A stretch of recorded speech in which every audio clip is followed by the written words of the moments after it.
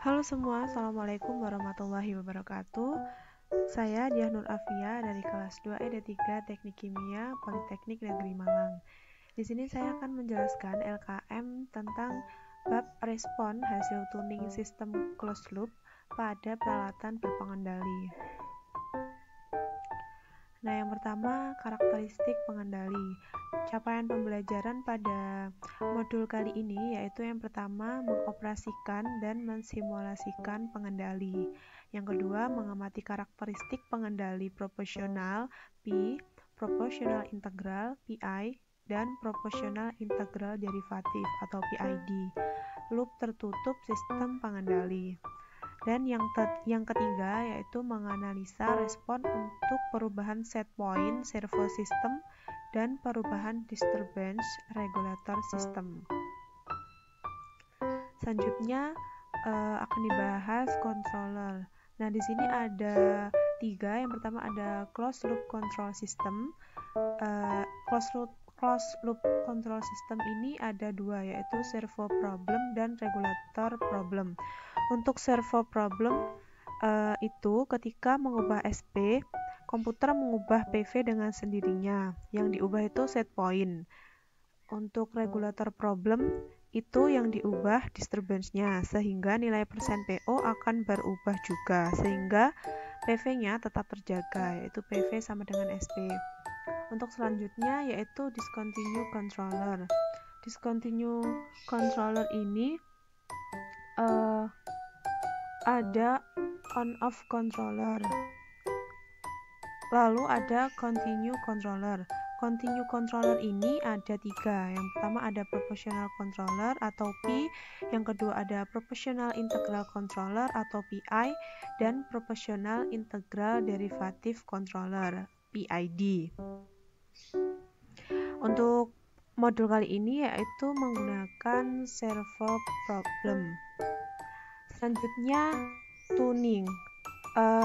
Tujuan tuning di sini sendiri yaitu untuk mengatur parameter kendali KC atau control gain, PB, di mana ada korelasi antara KC dan PB di sini.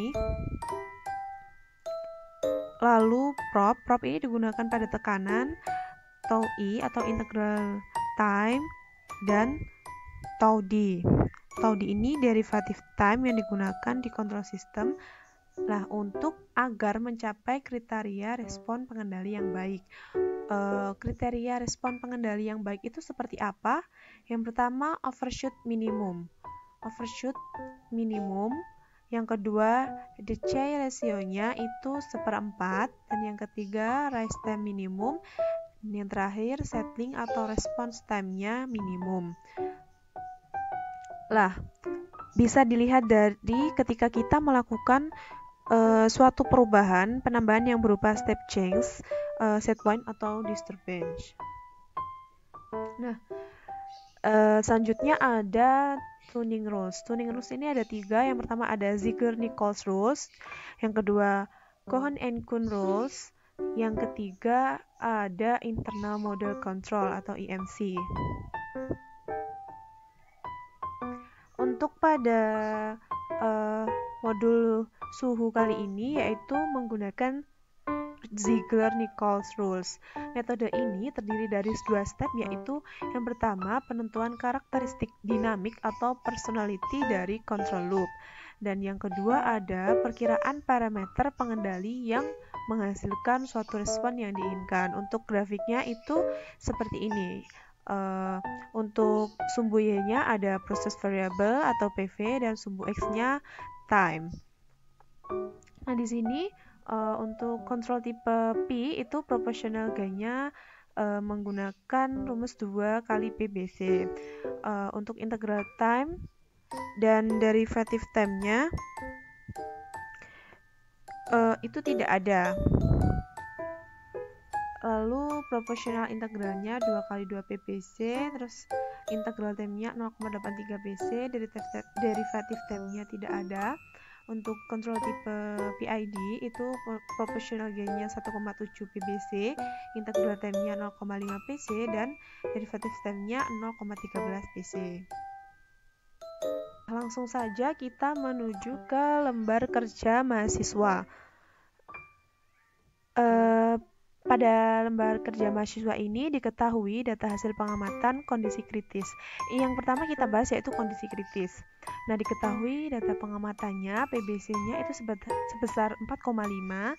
Lalu di sini juga diketahui T sekon dan persen PV-nya dari 0 sekon sampai dengan 393 sekon. Nah, setelah itu kita menentukan grafiknya dari untuk kita buat grafik untuk sumbu Y-nya itu T sekon dan sumbu X-nya itu persen PV. Setelah kita dapatkan grafik, kita mendapatkan hasilnya grafik kondisi kritis seperti ini ya. Nah, grafik ini merupakan kondisi kritis. Kenapa kondisi kritis? Dia awalnya bukan kondisi kritis. Awalnya itu seperti ini ya. Karena masih ada kenaikan, kemudian turun lagi. Tetapi setelah itu tidak bisa konstan. Grafiknya tidak bisa konstan dan nilai ketinggiannya tetap tiap puncaknya itu cenderung hampir sama. Maka dikatakan kondisi kritis. Setelah mendapatkan kurva, maka selanjutnya adalah menentukan nilai PC. PC adalah jarak antara dua puncak yang berdekatan dan tingginya hampir sama. Nah, untuk PC-nya itu ini yang 1 dan 2 ini puncaknya berdekatan ya, dan tingginya tapi tidak sama, maka bukan PC. Untuk yang puncak kedua dan ketiga ini berdekatan juga, tapi tingginya masih berbeda. Yang tidak ada perbedaan itu pada puncak keempat dan kelima. Lalu, maka di sini kita bisa membuat garis bantuan dari puncak 4 dan puncak 5 ini, garis bantuan yang hitam ini. Lalu dari sini dilihat berapa jaraknya sentimeternya dengan penggaris. Nah, seperti ini dengan penggaris kita ukur berapa sentimeter. Nah, ini didapatkan sebesar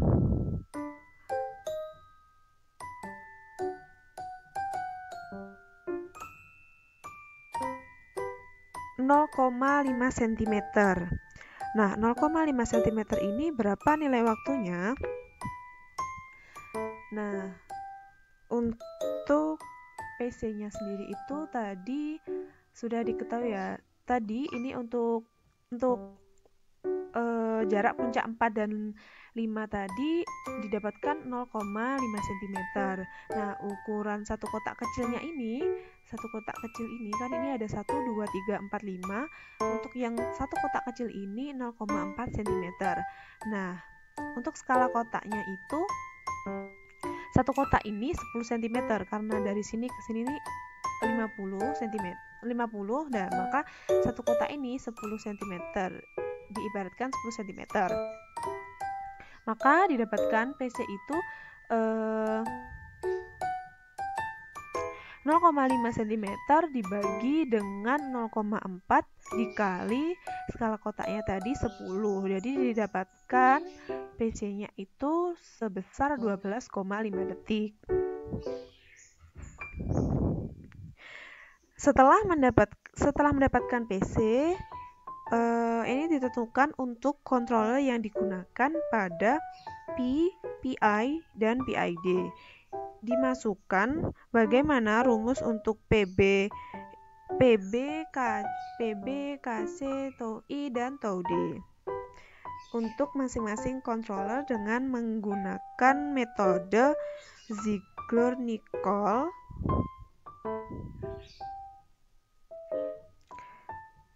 Nah, yang pertama untuk model P, kita hitung PB-nya PB-nya itu dengan rumus 2 PBC.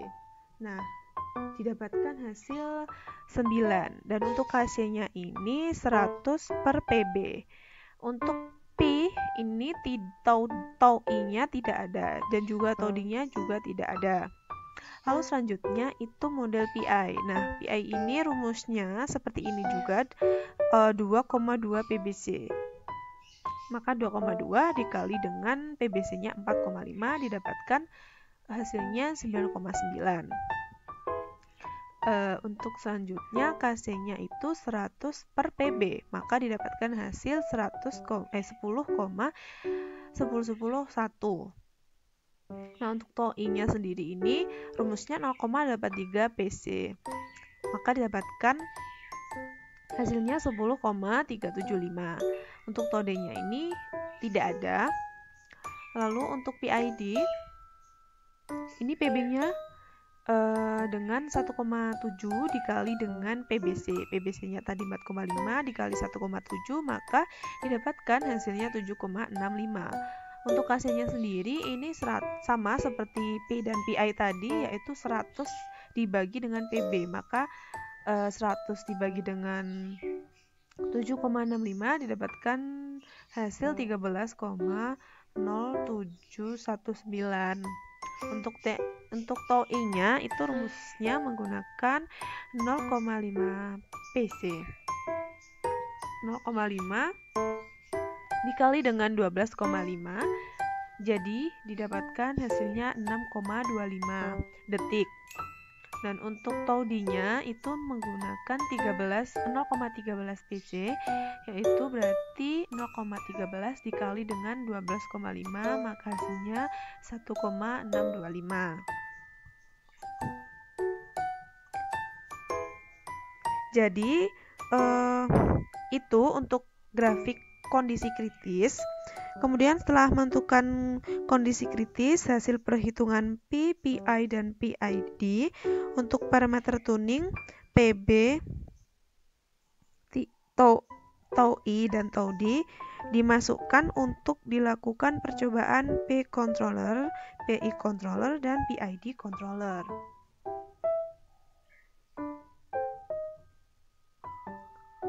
Nah, ini untuk P controller. Untuk P controller ini diketahui data hasil pengamatan tuningnya, SP1-nya itu 40%, SP2-nya 45%, PB-nya itu tadi kita sudah hitung pada kondisi kritis didapatkan sebesar 9, dan untuk P tadi tau I dan tau D-nya itu tidak ada. Maka di sini juga diketahui datanya T-sekon dan persen PV dari 0 sampai 434 sekon. Maka dari data ini dari 0 sampai 434 sekon ini kita buat grafiknya. Nah,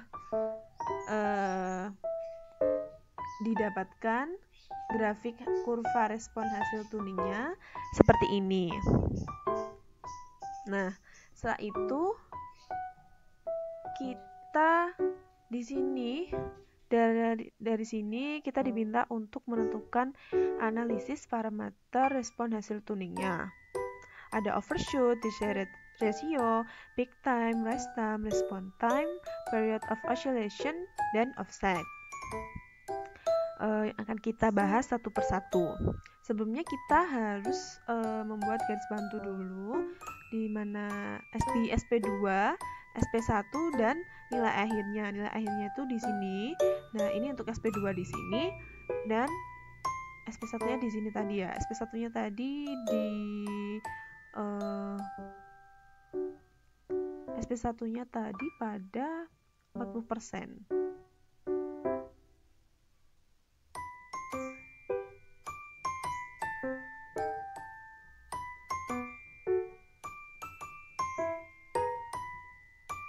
Nah, lalu yang pertama kita menghitung nilai dari overshoot. overshoot sendiri ini didapatkan dari A per B. Persamaannya A per B. A itu jarak dari puncak ke nilai akhir. Panjang kita membuat garis bantu tadi, di mana untuk SP2-nya tadi warna orange sebesar 45. Untuk warna hijau ini nilai akhir, yaitu sudah steady.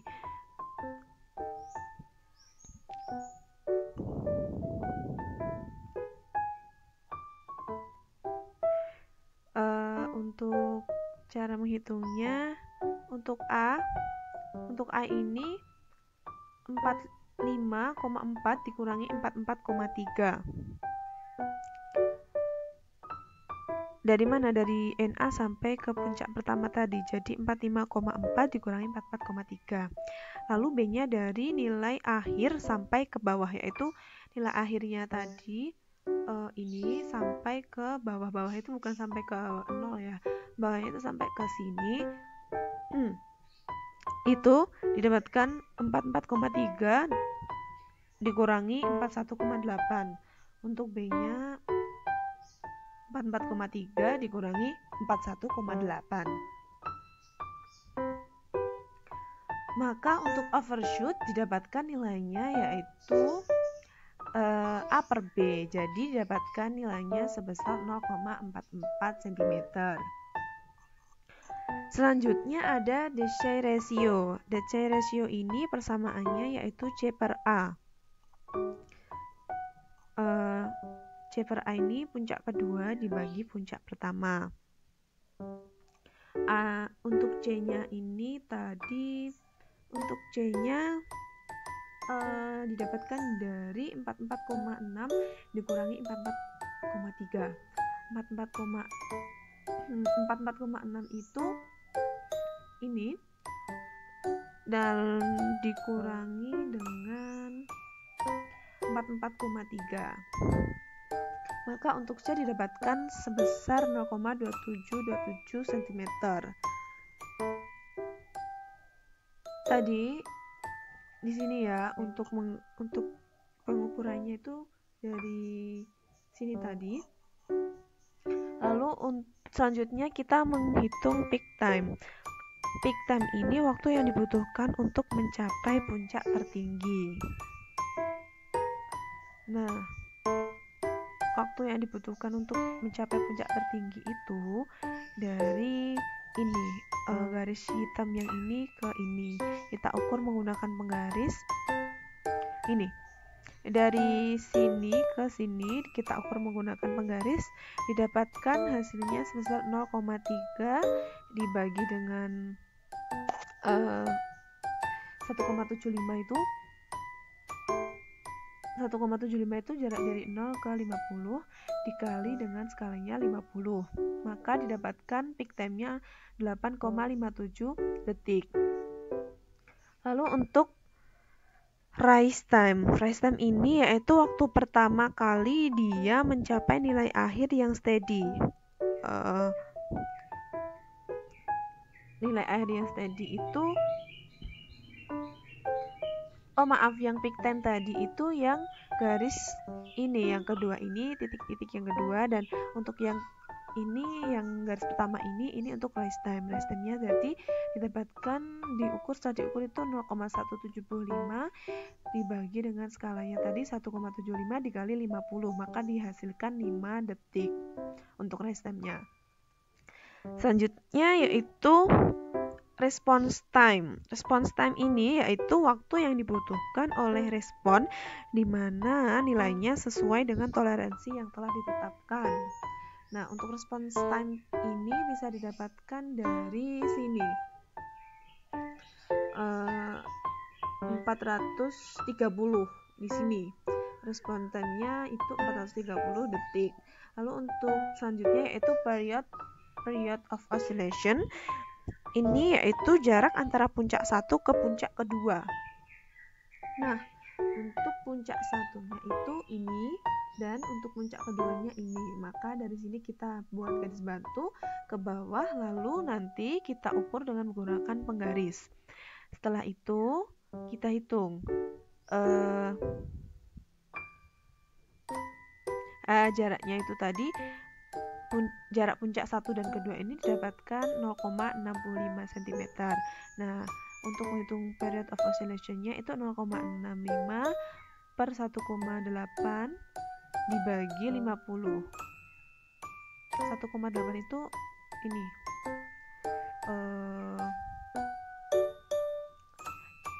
sentimeter yang terbaca di sini, dengan 50 ini skalanya. Jadi didapatkan hasilnya yaitu 18,06 detik. Nah, selanjutnya yaitu offset. Offset ini SP dikurangi PV konstan atau PV ketika sudah steady state. Jadi dia di sini PV konstannya tadi 44,30%. Dan untuk SP2-nya tadi diketahui 45%. Jadi untuk offset ini didapatkan sebesar 0,7%. Ini juga disebut juga error ketika sudah steady. Nah, sudah untuk P controller ini, lalu kita ke PI controller. PI controller ini juga sama, data hasil pengamatannya yaitu SP1-nya 40%, SP2-nya 45%, PB-nya 9,9 tadi sudah didapatkan di kondisi kritis tadi, dan tau E-nya 10,375 detik, tau D-nya tidak ada. Dan sama di sini juga diketahui T-sekonnya 0 sampai 461 sekon. Jadi dari data ini kita buat grafik. Grafiknya seperti ini. Grafik kurva respon hasil tuning dari PI itu seperti ini. Untuk caranya juga sama tadi dengan P controller.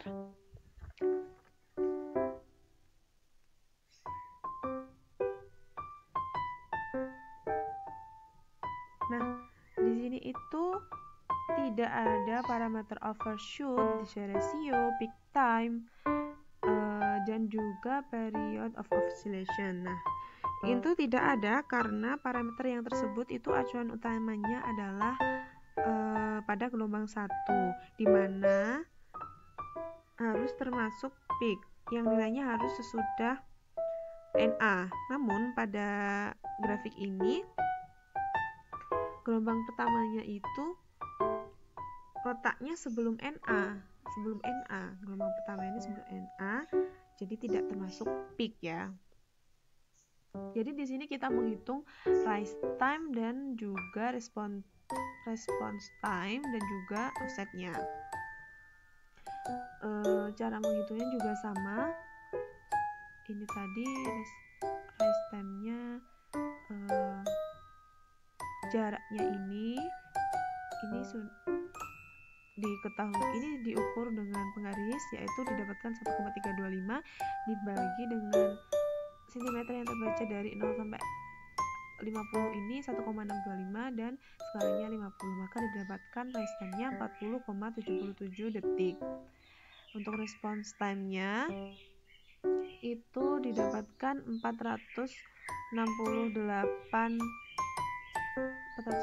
itu di sekitar di sini ya. Jadi 468 detik. Untuk offsetnya SP2-nya itu 45 dikurangi PV konstannya 44,9. Jadi didapatkan 0,1% untuk offsetnya.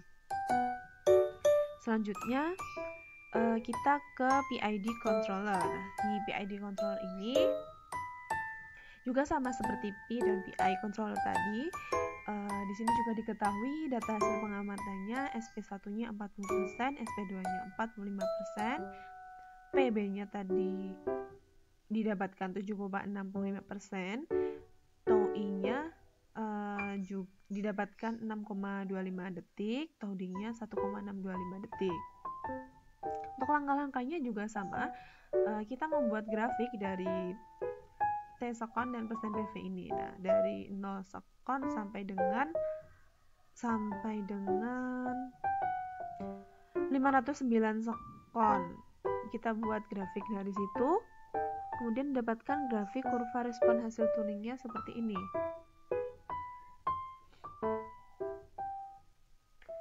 Nah, setelah didapatkan grafiknya, kita harus menentukan analisis parameter respon hasil tuningnya.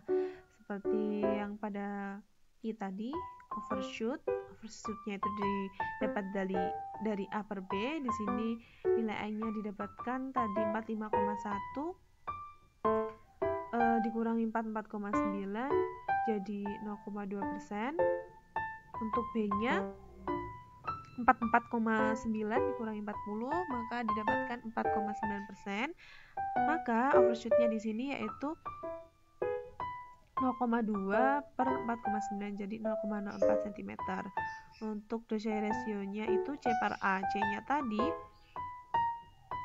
C-nya itu dari 45,1 dikurangi 44,9 jadinya didapatkan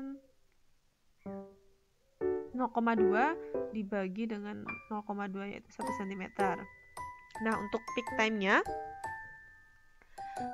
itu dari sini,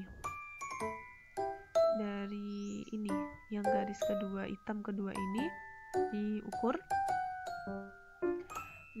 sebesar 0,4 dibagi 2,7 ini cm terbaca dari 0 sampai 100 2,7 dan skalanya 100, maka didapatkan untuk peak time-nya 14,81 detik. Dan untuk rest time-nya itu dari ini 0,275 ini yang terukur di sini dibagi dengan cm terbacanya 2,7 dikali skalanya 100%, maka untuk rest time-nya yaitu 10,19 detik. Untuk response time-nya itu didapatkan 506 detik. Response time-nya itu dari sini ini nggak bisa muncul karena ada garisnya. Di sini 566 detik untuk response time-nya. Lalu untuk period of oscillation itu didapatkan dari jarak puncak 1 dan 2 itu 0,1 cm. Jarak puncak 1 dan 2 di sini, ini dan sini itu 1 cm. Diukur dengan menggaris. Lalu dibagi dengan skala yang terbaca tadi dan dibagi dengan cm terbaca dikali dengan skalanya tadi 100. Jadi dapatkan period of oscillation-nya itu 3,7 detik. Untuk offset-nya itu SP2 dikurangi dengan PV konstan. SP2-nya tadi 45 dikurangi dengan PV konstannya 44,9, maka didapatkan untuk offsetnya itu 0,1%.